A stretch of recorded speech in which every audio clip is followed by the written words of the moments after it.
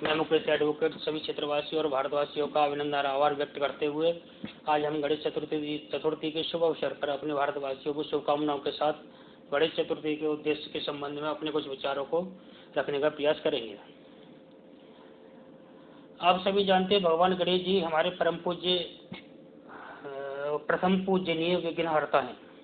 हमारे वेद पुराणों के अनुसार गणेश जी को किसी भी शुभ कार्य में सर्वप्रथम पूजा जाता है जिससे उस कार्य में कोई बाधा या विघ्न ना पड़े। आप सभी जानते होंगे कि सन 1893 से पहले कोई भी त्योहार हमारे भारतीयों द्वारा सार्वजनिक रूप से नहीं मनाया जाता था।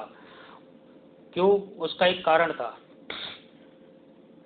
क्योंकि 1857 की क्रांति के बाद अंग्रेजों को महसूस हुआ कि भारतीय एक साथ इकट्ठे होते हैं तो हमारे सामने लड़ने के लिए तैयार हो जाते हैं और क्रांति का रूप धारण कर लेते हैं।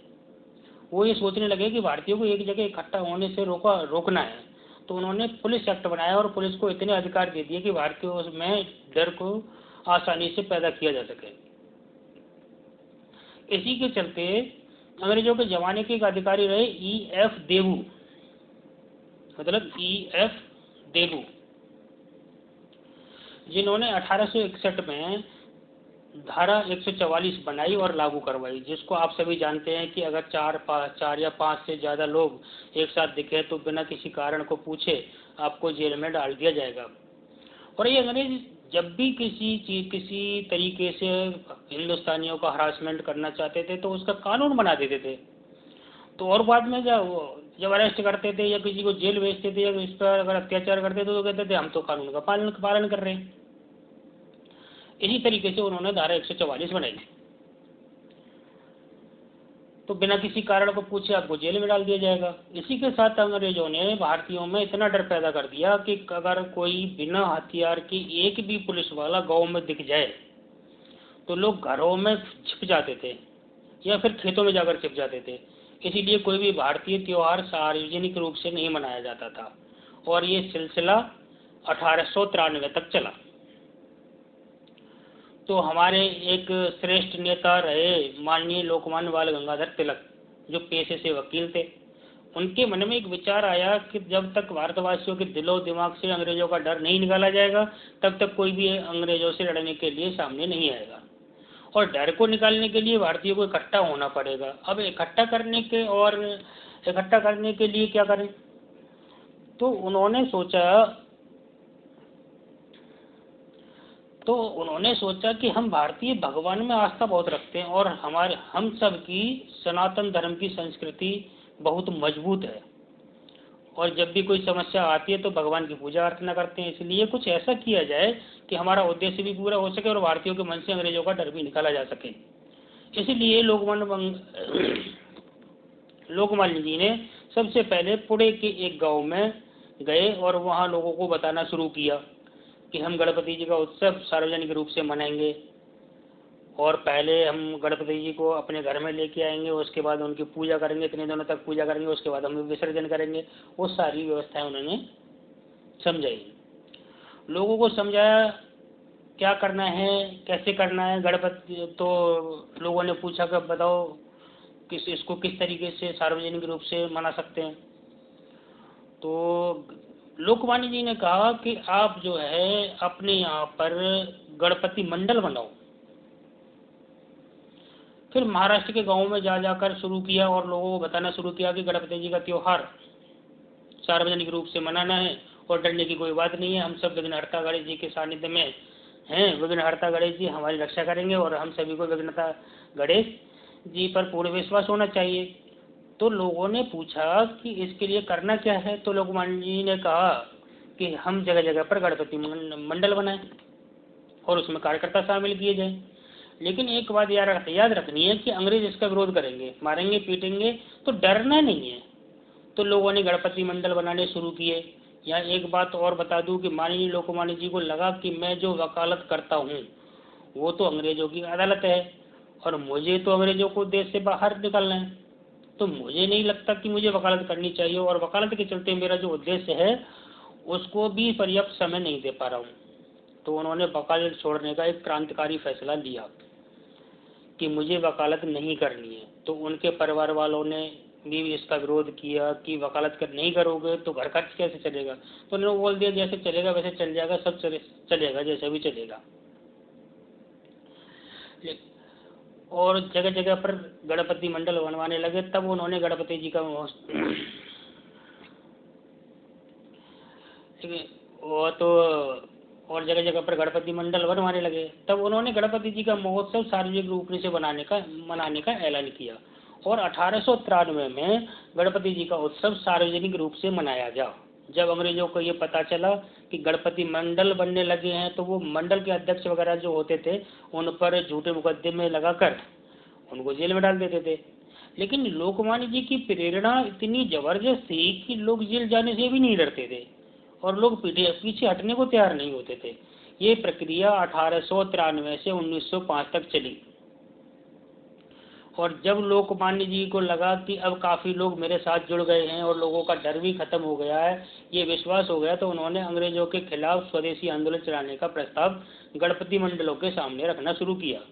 और तब उन्होंने कहा कि ये स्वदेशी आंदोलन पूरे भारत में चलेगा और नौजवान लोग या विद्यार्थी जो थे उनको इस आंदोलन से जोड़ना शुरू किया। लोकमान्य जी की प्रेरणा से लोग जुड़े और स्वदेशी आंदोलन शुरू हो गया।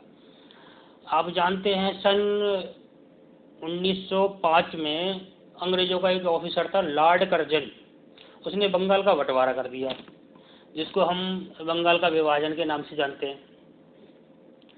तो सारे देश में सबसे तीखी प्रतिक्रिया लोकमान्य जी ने दी। उस समय गांधी जी साउथ अफ्रीका में रहते थे।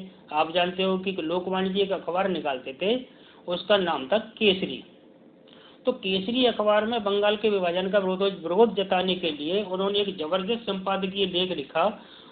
तो अंग्रेजों ने क्या किया कि अगर इस लेख को लोग पढ़ेंगे तो वो इसका विरोध करेंगे, लोगों में गुस्सा फूटेगा। तो उन्होंने किया कि सारे केसरी अखबार खरीदकर उनमें आग लगवा दी जिससे कोई इसे पढ़ ना पाए। लेकिन फिर लोकमान्य जी ने समझ गए और उन्होंने कहा कोई बात नहीं है, इन्होंने मेरी प्रतियां जो अखबार है वो जलवा दी हैं, लेकिन मैं भी कम नहीं हूँ। लेकिन फिर लोकमान्य जी ने गणपति मंडलों को लिख कर भेजा कि लोगों को पढ़कर सुनाओ। तो लोगों में गुस्सा फूटा और लोकमान्य जी के दो दोस्त हुआ करते थे उस समय, एक तो पंजाब से लाला लाजपत राय और दूसरे विपिन चंद्र पाल बंगाल से। तो उन दोनों दोस्तों ने भी अपनी अपनी जगह से स्वदेशी आंदोलन चलाया और कुछ लोगों ने पूछा कि अंग्रेजों को जवाब कैसे दें। तो लोकमान्य जी ने कहा कि फिलहाल स्वराज्य की बात करो और स्वराज्य तभी आएगा जब स्वदेशी चलेगा। माने अगर स्वदेशी है तो स्वराज्य है, वरना स्वराज्य नहीं आएगा। तो उन्होंने लोगों को कहा कि अंग्रेजी कपड़ों का बहिष्कार करो, अंग्रेजों द्वारा बनाई गई वस्तुओं का बहिष्कार करो।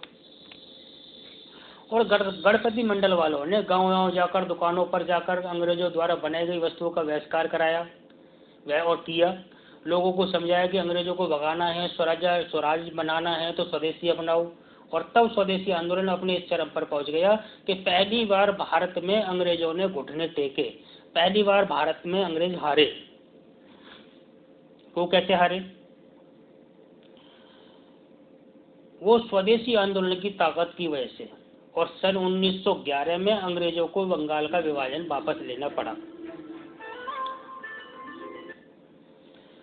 अंग्रेजों को बंगाल का विभाजन वापस लेना पड़ा।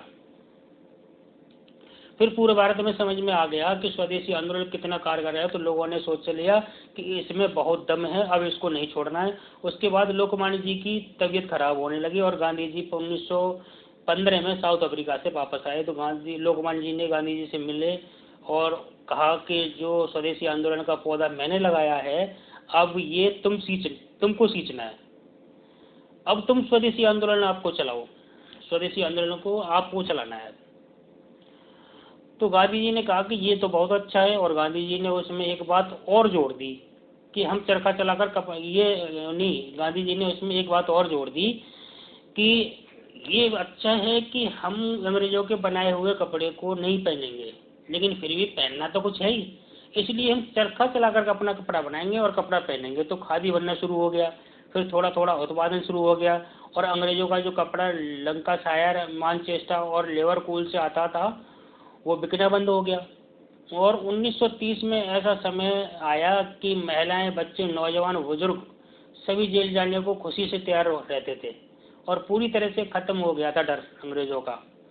उस समय ये होता था कि अगर अंग्रेज कहते थे कि हाँ जी जेल चला है आपको तो चलो कोई बात नहीं है, अंग्रेज लोगों ने जेलों को अपना घर समझ लिया था और कहते थे कि हम देखते हैं कि आपके पास कितनी जेल हैं, हम चलना चाहते हैं।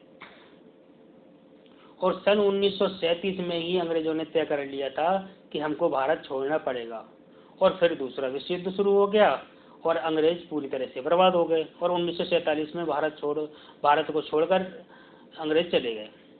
इतना सब जो हुआ उसका मूल आधार जो था वो था गणपति बप्पा का त्योहार, जो माननीय लोकमान्य बाल गंगाधर तिलक जी ने चलाया।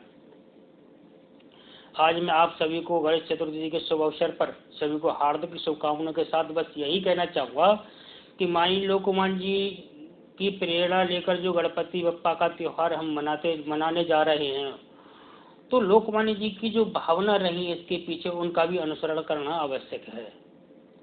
और आज फिर से स्वदेशी की आवश्यकता है, क्योंकि उस समय तो कुछ एक कंपनियां थी विदेशी, लेकिन आज तो 5000 से अधिक विदेशी कंपनी है हमारे यहाँ पर, जो अपने व्यापार के नाम पर रोज करोड़ों का मुनाफा देश से बाहर ले जा रही है। जिनको देश से बाहर करने के लिए जिन विदेशी कंपनियों को और जिन अंग्रेजों को देश से बाहर करने के लिए हमने लाखों क्रांतिवीरों की कुर्बानी दी, और हमारे फिल्मी सितारे बोलते हैं कि परदेसी जाना नहीं मुझे छोड़ के। तो इसी के साथ ही वक्रतुंड महाकाय सूर्यकोटि समप्रभा निर्विघ्नं कुरु देव सर्वकार्येषु सर्वदा। इसी के साथ ही आप सभी का हार्दिक धन्यवाद, आप सभी को नमस्कार और गणेश चतुर्थी की आप सभी को, आपके पूरे परिवार को मेरी ओर से, मेरे परिवार की ओर से आपको हार्दिक शुभकामनाएं। नमस्कार।